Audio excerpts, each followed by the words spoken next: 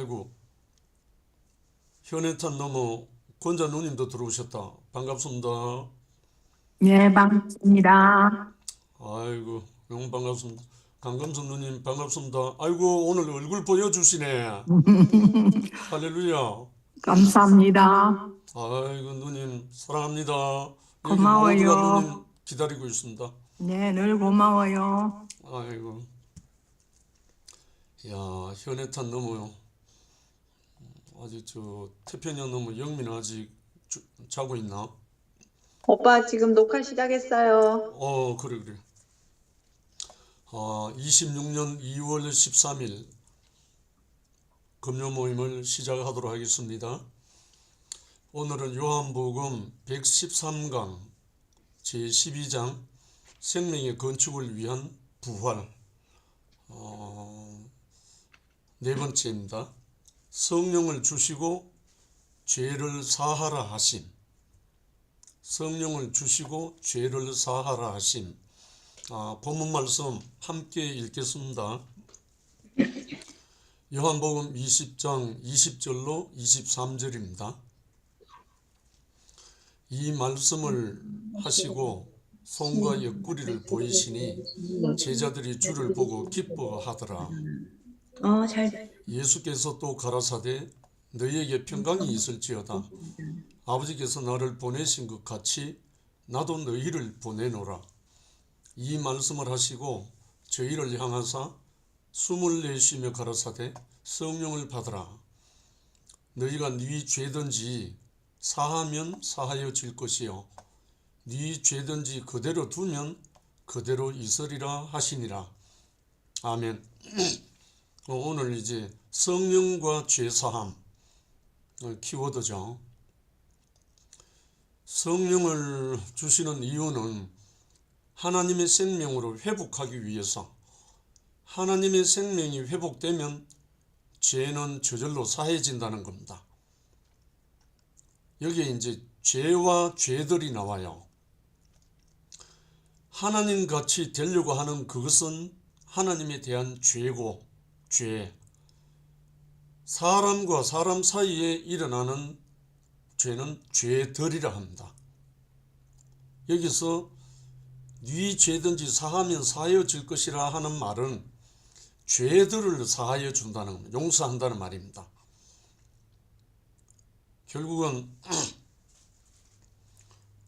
베드로가 선생님인 예수님에게 형제가 잘못하면 내가 몇 번 용서하면 됩니까? 이렇게 질문한 적이 있잖아요.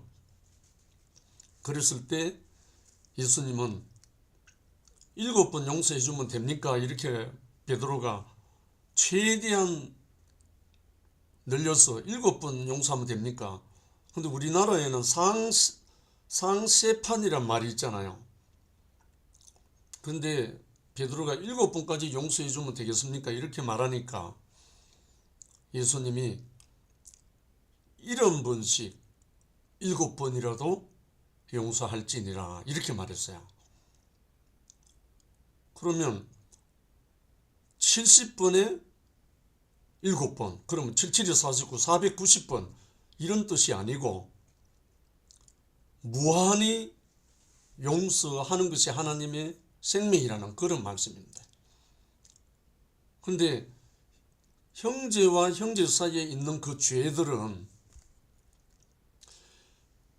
하나님 앞에 지어진 그 죄, 하나님 같이 되려고 하는 그 죄만 사해지면 형제와 형제 사이에 있는 죄들은 저절로 사해져요.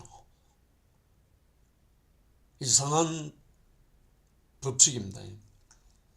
내가 하나님 같이 되려고 하는 그 죄가 남아있는 사람은 형제를 용서할 수가 없어요. 용서가 안 됩니다. 그러나 하나님 같이 되려고 하는 내 안의 죄가 생명의 영 성령으로 사해지고 나면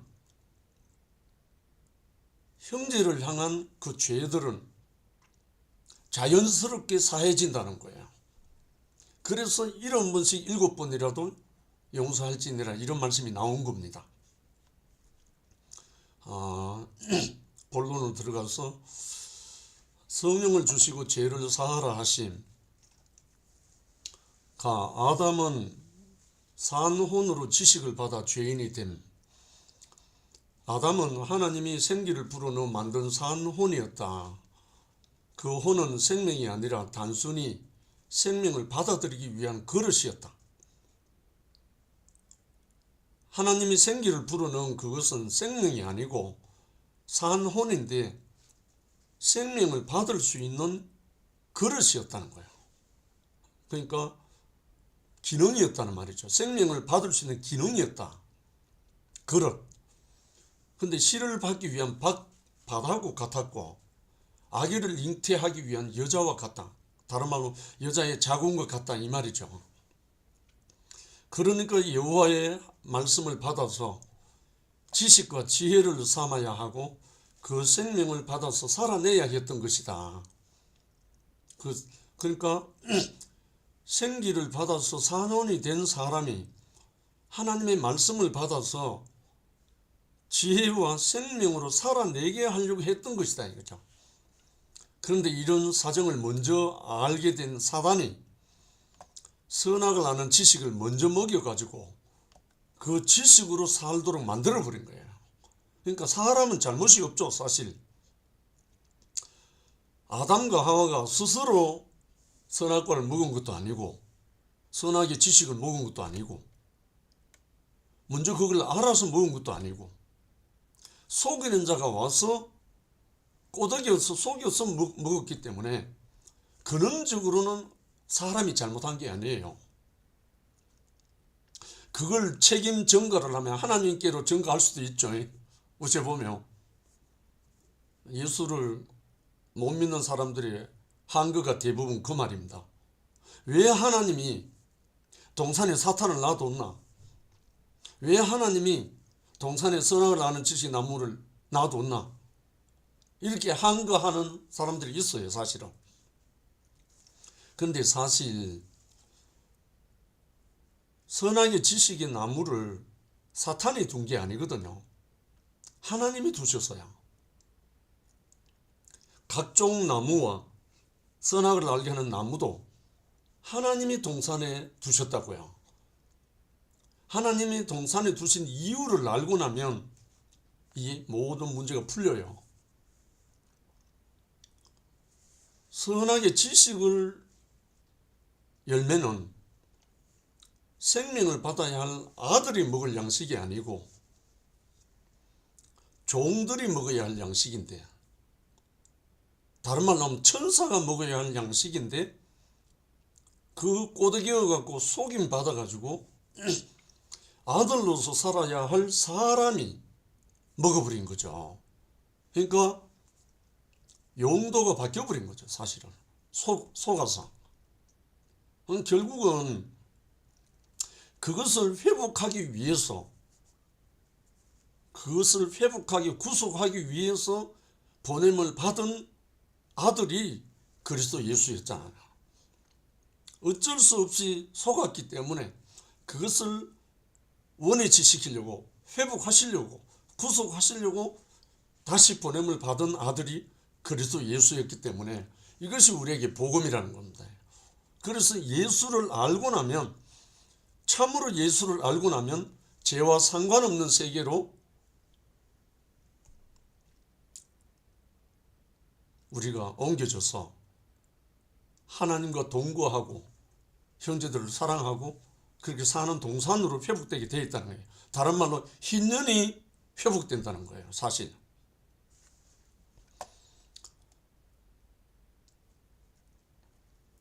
마치 밀을 뿌리려고 만들어 놓은 밭에 가라지를 뿌린 것 같다.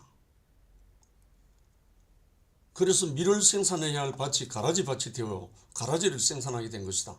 이 가라지가 죄이기도 하지만 선악이거든요, 사실은. 성경은 가라지 밭을 죄인이라 하고 가라지를 죄라 한다. 그러니까 결국은 사람이 무엇을 담을 수 있는 용기, 그릇이었는데 먼저 속이는 자가 와서 가라지를 뿌려버리기 때문에 가라지를 낼 수밖에 없었다 이거죠. 그래서 이제 참 농부이신 하나님이 당신의 아들을 보내서 참 곡식, 참 밀을 뿌리려고 보냄을 받았다는 이 말이죠. 율법은 가라지를 어느 정도 처리할 능력이 있었으나 가라지 밭을 처리할 수 없었다. 해마다 다시 가라지가 나왔고 이를 위해서 해마다 속죄의 제물을 드려야 했다. 히브리서 10장 4절로 12절. 예수께서 오신 것은 죄인 곧 그 밭을 담당하여 처리하고 죄를 없애려고 오셨다. 요한복음 1장 29절입니다. 그는 죄를 없애기 위해서 마귀와 싸워 승리하시고 천국을 전파하셨다. 십자가를 지고 죽으심으로 죄인을 처리하여 마귀의 일을 멸하시고 부활하신 새 생명으로 마귀의 무기인 무덤을 폐하시고 사람들이 만든 문을 폐하고 제자들에게 나타나시어 숨을 불어넣으시면서 성령을 받으라 하셨다. 결국은 예수님이 제자들과 함께 동행할 그때 십자가로 가시기 전에는 한 번도 숨을 내쉬면 갈아서 성령을 받으라 한 적이 없어요. 한 번도. 하나님 나라의 말씀과 하나님 나라의 이적과 표적과 모든 것을 행하고 했지만 그 제자들에게 마귀를 멸하고 죄를 펴하고 그렇게 할 수 있는 성령은 불어넣어 줄 수가 없었던 거예요. 왜냐하면 그 모든 사망 권세를 파하고 멸하실 수 있는 부활의 생명 주는 영이 그때 안 나타나셨기 때문에, 없었기 때문에 예수님이 십자가 달리기 전에는, 죽기 전에는 성령을 줄 수가 없었다는 거예요. 그러니까 이제 왜 예수가 십자가로 가지 않을 수 없고 왜 하나님이 자기의 독생자 예수를 십자가에 허락하지 않을 수 없는 이유가 사망 권세를 이기고 승리한 그 생명 주는 부활의 영이 나와야만이 하나님의 구속의 사역이 완성되기 때문에 예수가 십자가로 가실 수밖에 없었다는 거예요. 저도 이것을 경험하고 난 다음부터는 그 부활 생명의 능력이 저에게 오고 난 다음부터는 죄와 상관없는 나에게 어떤 해코지한 사람이나 나를 버리고 간 사람이나 나를 욕한 사람이나 나를 죽이려고 했던 사람이나 다 용서가 되는 거예요. 다른 말로 그들의 죄를 사해 줄 수밖에 없는 그 생명이 온 거예요, 사실. 그러니까 사망으로부터 해방되고 나니까 모든 사람을 향해서 이 생명의 어떠함을 전하지 않을 수가 없는 거예요, 사실. 왜냐하면 몰라서 그러니까. 제가 전에 이런 사람 아니거든요. 열심히 기도하고 열심히 성경에서 말하는 모든 것을 다 한다고 몸부림치고 했을 때는 이런 사람이 아니었어요. 그런데 나라는 한 사람이 아무것도 아니고 아무것도 할 수 없고 근원적으로 그 피조물의 운명이 예수 십자가에서 딱 발견되고 난 다음부터는 앞발 뒷발 다 들고 하나님 당신의 뜻만 이루어지게 하옵소서 하는 그 자리로 딱 드러나더라고요. 그러니까 정죄하고 판단할 사람이 없는 거죠, 사실은.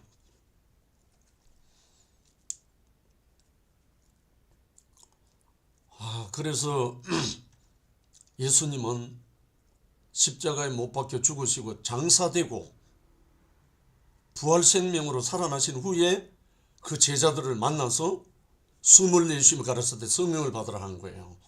그러니까 24시간 가르쳐 성령을 받으라 하니까 상상력을 발휘하지 마시고 하나님 앞에 내가 아무것도 아닌 사람으로 빈 그릇으로 딱 드러나면 하나님의 생명이 우리를 찾아오셔요.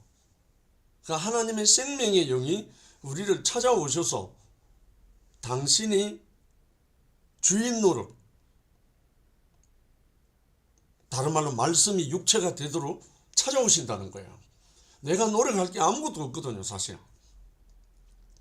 나 숨을 불어넣어 성령을 주시고 죄들을 사하라심, 죄를 사하라는 게 아니고 죄들을 사하라심, 형제와 형제 사이에 일어난 잘못된 거죠. 여호와 하나님은 아담에게 생기를 불어넣어서 산혼이 되게 하시고 생명나무 열매를 먹고 하나님 동산을 지키려 했다. 이제 부활하신 새 생명의 주님은 제자들에게 자신의 숨, 그 영을 불어넣어 그 영으로 숨이 되게 하고 누구 죄든지 사하라, 용서하라 하셨다. 부활하신 주님의 숨, 그 생명의 영을 상징한다. 숨을 불어넣었다 하니까 우리가 들숨 날숨 이 숨이 아니거든요. 부활 생명을 불어넣었다는 거예요. 솔직히 말해갖고 환경 형제가 저를 찾아와서 형제는 어둠이요라고 말했을 때 환경 형제가 들숨 날숨 되는 그 코에서 나온 그 숨을 내는데 불어넣은 게 아니거든요. 환경 형제가 자기 안에 있는 그 생명으로 내게 형제는 어둠이요라고 쏴붙인 거예요. 그런데 그 생명의 말씀이 내게 들어와 갖고 내 어둠의 정체가 폭로되면서 시인하고 나니까 그와 동시에 내 안의 어둠은 사라지고 빛이 들어온 거예요. 이거는 동시에 일어나더라고. 시간이 문제가 아니고 이거는 이제 사람에 따라 다 다를 수 있죠. 결국은 사단은 아담에게 선악과를 먹임으로써 선악의 지식이죠. 선악과가 양식되어 바벨을 건설했다. 바벨이 혼잡이잖아요. 구별되지 못하도록 혼잡의 탑을 건설해버렸다는 거죠. 주님은 사람으로서 죽음과 부활을 거친 그 영을 제자들에게 주어 죄들을 사하고 교회를 세우겠다. 예수님이 죽음을 거치고 부활하신 영으로 우리에게 불어넣어 준 그것은 잘 먹고 잘 살아라고 우리에게 준 게 아니고 당신의 몸인 교회를 건축하라고, 당신의 몸인 나라를 건축하라고 성령을 불어넣었다는 그 말이에요. 결국은 하나님의 성령이 임한 사람은 하는 일이 아무것도 없어요. 하나님의 나라를 건설하고 하나님의 생명을 부어서 사람들을 회복하고 죄들을 사해주고 교회로 불러서 하나님의 나라가 되게 하는 거, 이거 외에 다른 거 아무것도 없어요. 그 일을 하러 오신 분이 예수잖아요. 그러니까 예수의 일에 우리가 정인이 되는 것 뿐이죠. 그럼 그것이 우리의 모든 영생, 다른 말로 행복이죠. 그러므로 아담이 세운 바벨이 사단이 먹인 그 지식 공동체라면 교회는 주님이 불어넣으신 그 영, 그 생명의 공동체다. 다른 말로 교회죠. 교회가 그 생명의 공동체, 다른 말로 부활의 공동체가 교회거든요. 작은 1번, 죄를 사하는 권세 주심.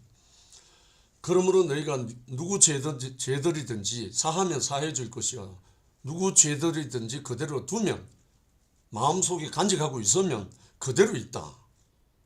죄란 하나님께 잘못한 것, 하말티아라 하며 죄들이란 사람들 사이에 지은 잘못이다. 그러니까 죄와 죄들, 죄라는 말은 하나님같이 되어버린 그것을 죄라 하고 그건 하나님과의 관계잖아요. 죄라는 말은. 그러나 죄들이란 말은 사람과 사람 사이에, 형제와 형제 사이에, 그것을 죄들이라 한다. 우리가 용서해 줄 수 있는 건 죄들이란 거예요. 그러면 죄는 누가 사해 주는가? 생명의 영이 와야 사해지는 거예요. 생명의 영, 성령, 그 생명의 영이 오면 우리 안에 하나님께 하나님까지 되고자 하였던 그것이 허물어져 버린 거예요. 결국은 생명의 영이 우리의 내용물이 되어서 우리의 죄가 사해져 버리는 거예요. 우리의 죄가 사해져 버린 사람은 죄들을 다 용서하는 거예요. 순수가 그래 되는 거죠. 저는 직접 경험을 했기 때문에 이 말을 할 수가 있어요.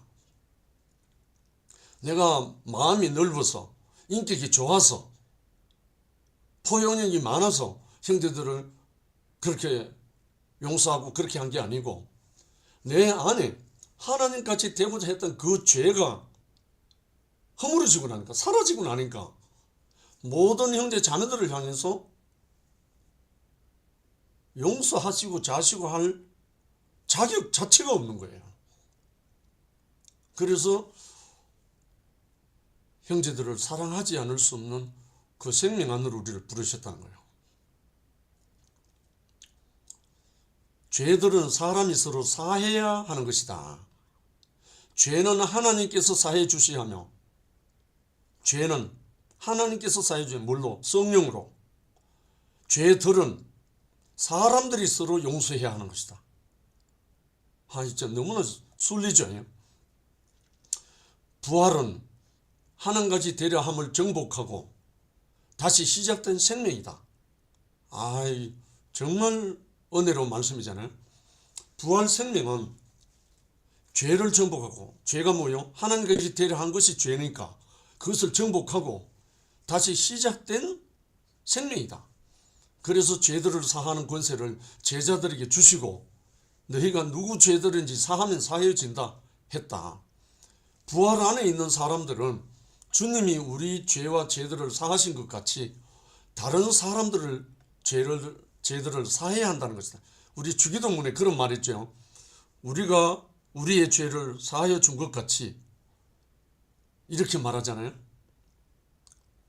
저들의 죄를 사하여 주옵시고 이렇게 나오잖아요. 결국은 이 원리인 거예요.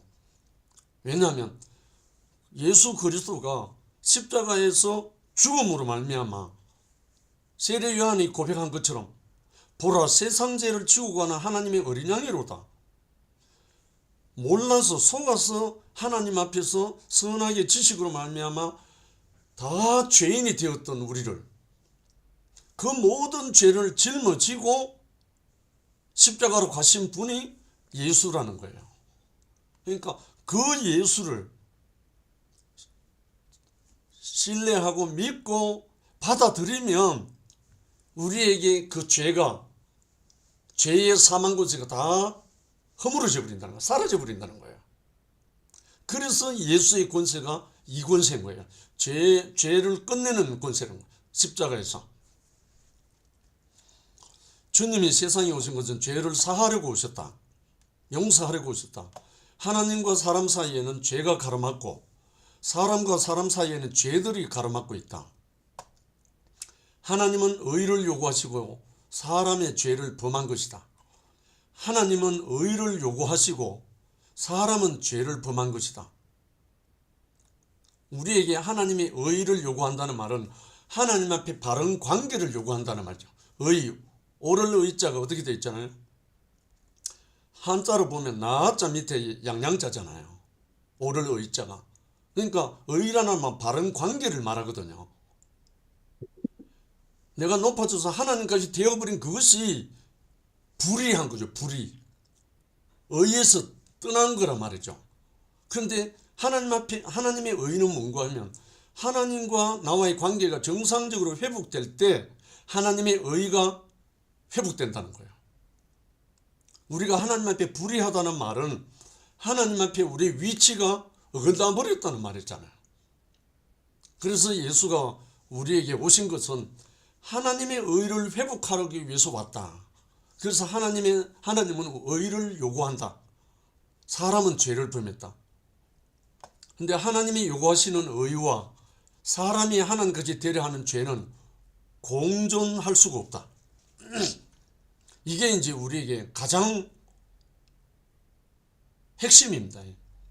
예수 그리스도가 오실 수밖에 없었던, 그리고 십자가로 갈 수밖에 없었던 세례 요한이 고백했던 보라 세상 죄를 지고 가는 하나님의 어린 양이로다라고 선포하지 않을 수 없었던 그 진실된 운명과 그 목적이 모든 사람이 선악의 지식을 먹고 하나님까지 되어버린 그것을 한 사람 예수의 순종으로 복종으로 다 짊어지고 갈 수밖에 없도록 만들어버리는 그분이 바로 우리의 구속자, 우리의 주님이라는 거죠.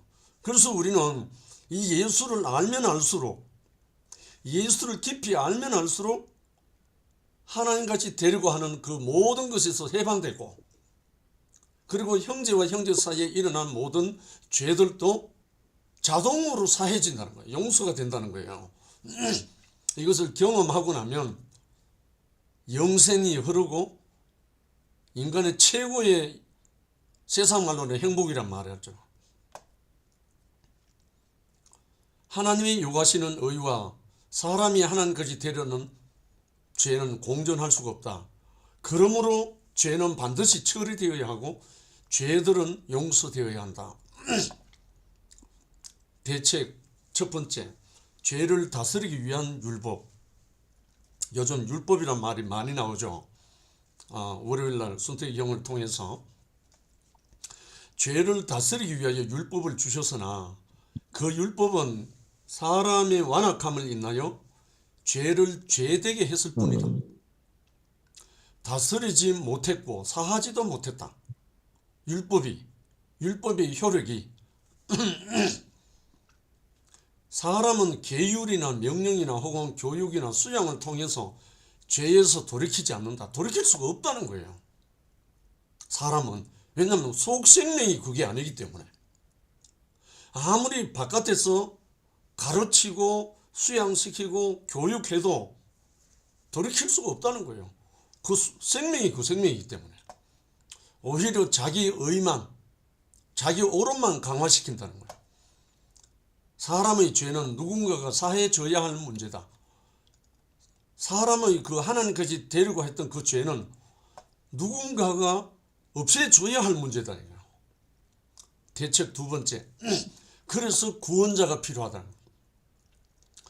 죄는 사람이 스스로 만든 것이 아니다. 사단이 사주해서 만들어진 것이다. 선악의 지식을 먹기 전에는 사람에게는 죄가 없었다. 그는 깨끗했던 것이다. 그는 여호와와 함께 있었고 창세기 2장에 하나님과 동행했다고 되어 있잖아. 동산에서 죄를 알지도 못했다. 그런데 사단이 와서 죄를 짓도록 속인 것이다. 스스로 지었다면 돌이키면 된다. 그렇잖아요. 옛날에 대구교회에서 권도진이라는 형제 있잖아요. 집회에서 한번 간증한 적이 있죠.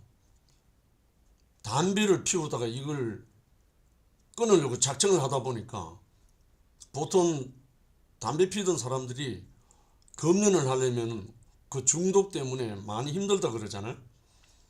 근데 이 친구가 뭐라고 말했냐면, 이건 내가 피울 생각 내가 끊으면 된다. 이 말을 하는 바람에 교회에서 센세이션이 일어났잖아요. 너무 쉽다. 왜? 자기가 피우니까 자기가 끊으면 된다. 다른 말로, 여기 하는 말로 스스로 지었다면 돌이키면 된다 이 말이에요. 그런데 이 하나님까지 되려고 하는 이 죄는 스스로 지은 게 아니에요. 누가 와서 속였기 때문에 된 거지 스스로 지은 게 아니거든요. 스스로 가던 길은 돌이키면 된다. 그런데 스스로 가는 길이 아니기 때문에 스스로 돌이킬 수 없다. 끌려가는 사람은 마음대로 돌이킬 수 없다. 자기보다 힘이 세거나 자기보다 고수에게 끌려가는 사람은 돌이킬 수가 없다는 거예요. 끌려가는 사람에게 끌고 가는 자를 이기고 풀어줄 자가 필요하다. 아멘입니다. 죄를 이기는 권세를 가진 구원자가 필요하다. 진짜 할렐루야잖아요. 넉넉히 이긴 구원자가 와야 그가 우리를 그 죄에서 해방시킨다는 거예요. 제가 그래서 노래 중에 노래 203번을 그렇게 좋아합니다. 너와 나 사는 여기에 예수의 영광 안고 하면서 승리자의 노래거든요. 결국은 예수를 알고 나면, 예수를 맛보고 나면 그 구원의 능력이 우리에게 적용이 된다는 거예요. 대책 세 번째, A. 예수께서 죄를 멸하심. 침례자 요한은 세상 죄를 지고 가는 하나님 어린 양을 보라 했다. 요한복음 1장 29절. 바울은 하나님의 한 의, 아들이 대신 죽은 의가 나타났다 했다.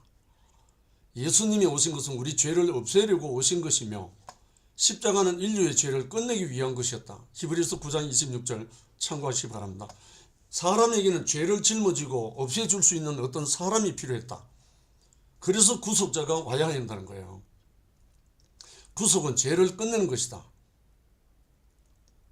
여기 구속이란 말이나 대속이란 말이나 손바닥 안과 같은 말입니다. 왜냐하면 우리의 죄를 짊어지고 갈 한 사람이 대속을 먼저 했고 대속을 이루셨고 그 다음에 그 대속을 우리가 받아들였을 때 우리에게 구속이 적용되는 거예요. 너무나 진실이잖아요. 나의 모든 죄의 근거를 없애준 한 분이 없는데 내가 스스로 구속이 어떻게 됩니까? 그건 언어도 아니잖아. 물론 영어로 보면 똑같은 말이에요. 대속이란 말도 리뎀션이고 구속이란 말도 리뎀션입니다. 근데 결국은 따지고 보면 나를 대신 이것을 값을 지불할 내 모든 것을 속량해 줄 값을 지불하고 나를 구해 줄 한 사람이 필요했다는 거예요. 그래서 죄는 마귀가 사람에게 준 것이다. 아멘입니다.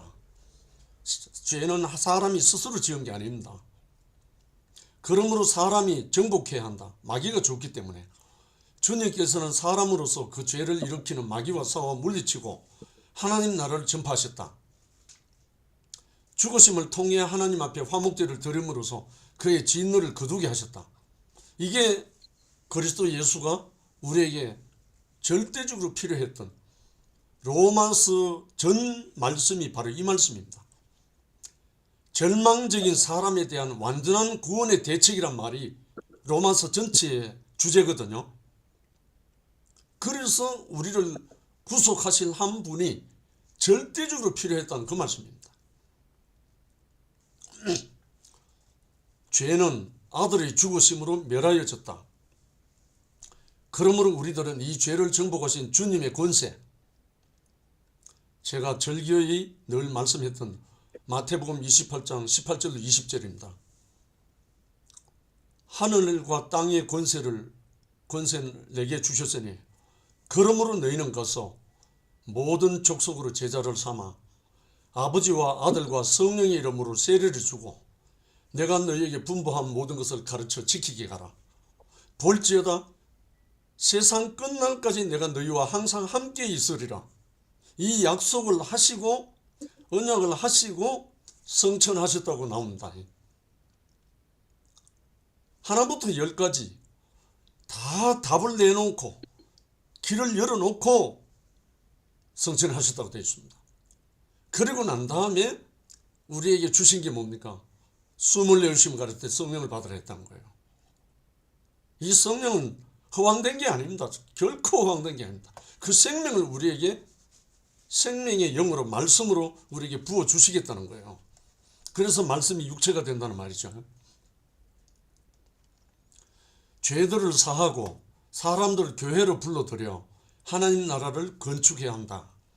하나님 나라는 죄가 끝남으로 시작되고 죄의 권세를 파하는 것이다. 죄의 권세를 완전히 없애는 것이다. B. 생명의 영의 법을 가져온다. 주님의 부활은 죄와 사망의 법을 파하고 생명의 영의 법을 가져왔다. 이게 로마서 8장 1절의 말씀이죠. 2절. 주님은 죄를 없애려고 십자가에서 죽으시고 생명의 영을 가져오시려고 다시 살아나셨다.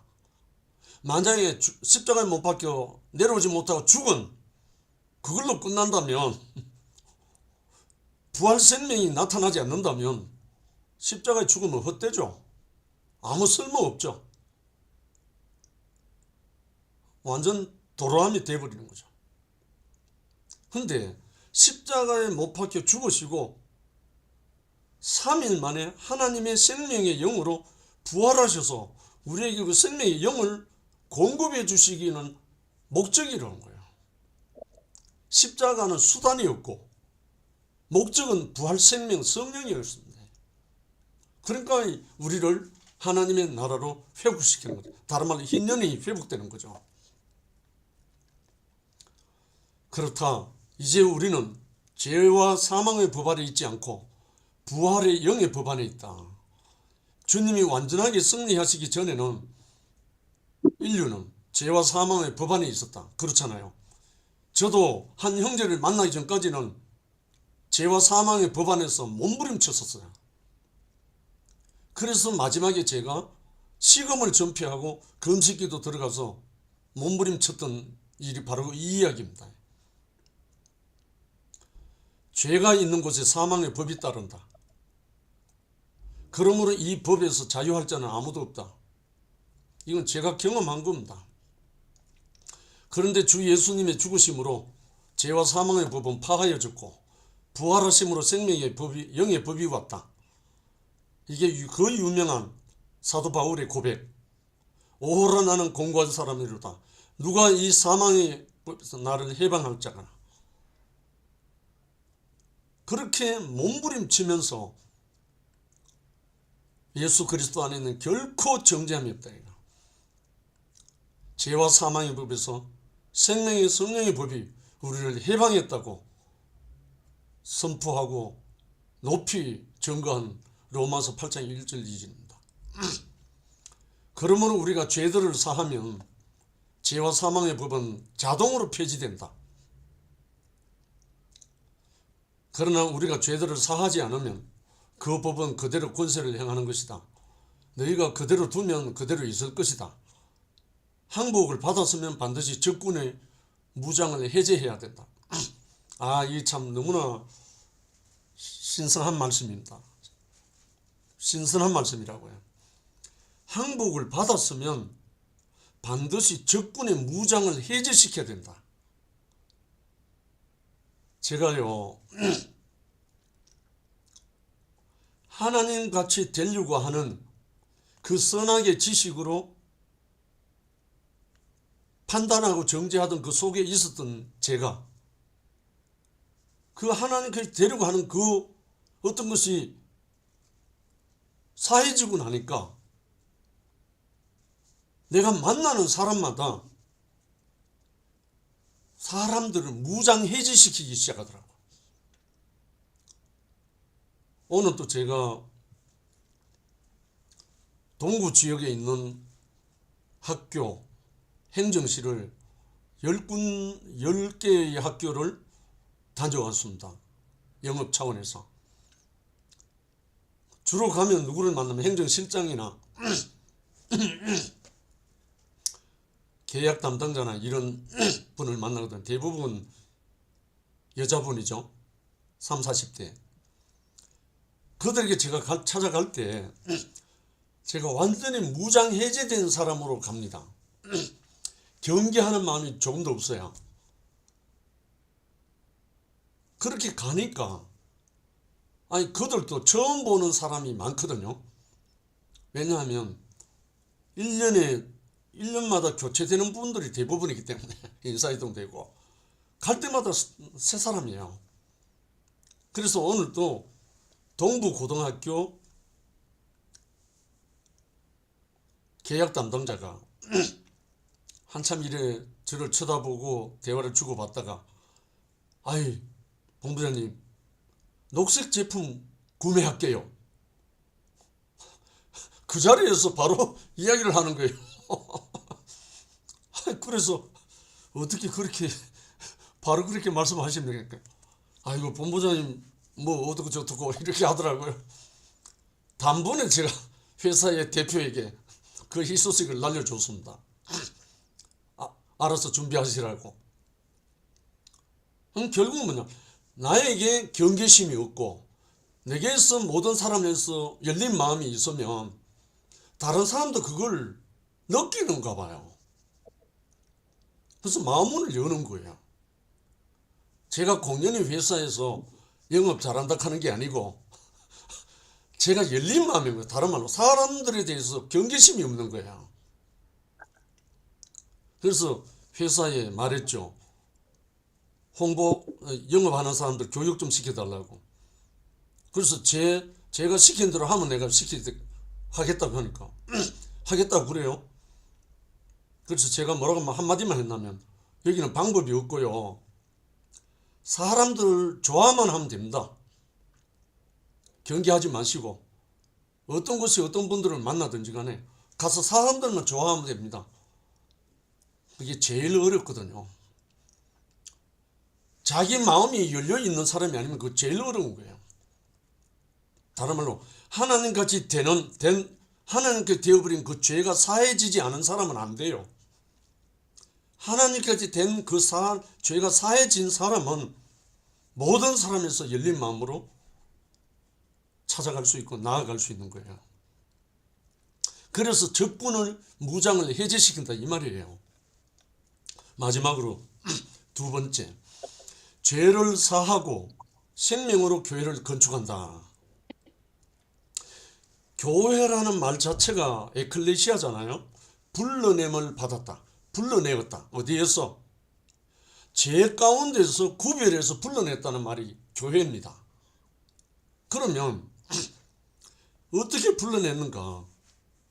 죄 가운데 있는 사람을, 하나님같이 되어 있는 사람을, 그 하나님같이 되어 있는 그 사람을 끝내버리는 거예요. 다른 하나님같이 된 사람의 자리에서 완전한 하나님의 피조물로, 하나님 앞에 비어있는 사람으로 옮겨졌을 때 생명이 들어간다는 거예요. 그러니까 숨을 내쉬며 가려 성령을 받으라는 말이 그 말이죠. 열려있는 그 속에 하나님의 생명 주는 영이 들어가면 그때부터 교회가 되는 거예요.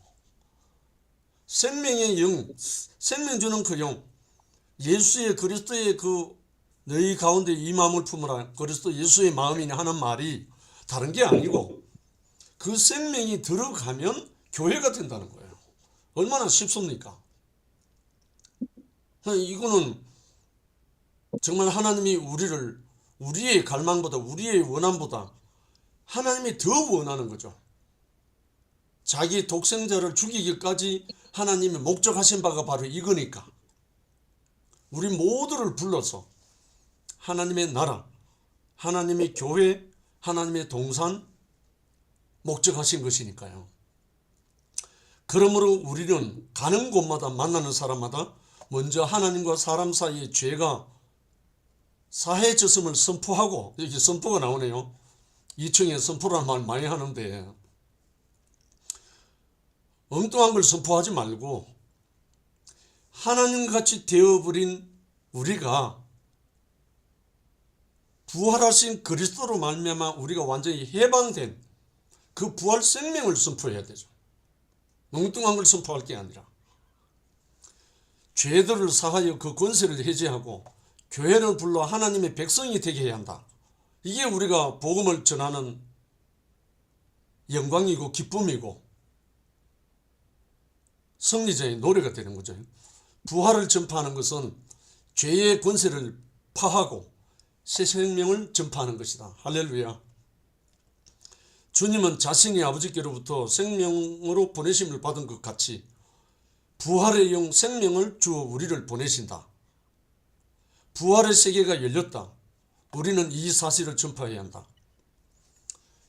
예수님이 숨을 내쉬며 가라 성령을 받으라 한 그 후에 그 성령을 임한 제자들이 그때까지, 그 전까지는 목숨이 두려워서 벌벌 떨면서 다 도망갔던 그들도 생명의 영이 임하고 나니까 죽음이 두렵지 않아가지고 공개적으로 예수 그리스도를 증거하기 시작해서 그 모든 사도들이 그렇게 전 인생을 예수로 올인했잖아요. 그게 부활 생명의 권세고 성령의 능력입니다. 결국은 사도 바울이 그리스도의 사랑에서 누가 우리를 끊으리요? 적신이나 칼이나 기근이나 죽음이나 무엇이 우리를 그리스도의 사랑에서 끊을 수 있으랴 하고 선포한 사도 바울이 바로 그 말씀입니다. 마태는 성소의 휘장이 찢어지고 땅이 진동하며 바위가 터지고 무덤이 열리며 자돈 성도의 몸이 일어났다 이렇게 말했다. 우리가 죄를 사하면 이런 일이 일어날 것이다. 이거는 경험을 말하는 겁니다.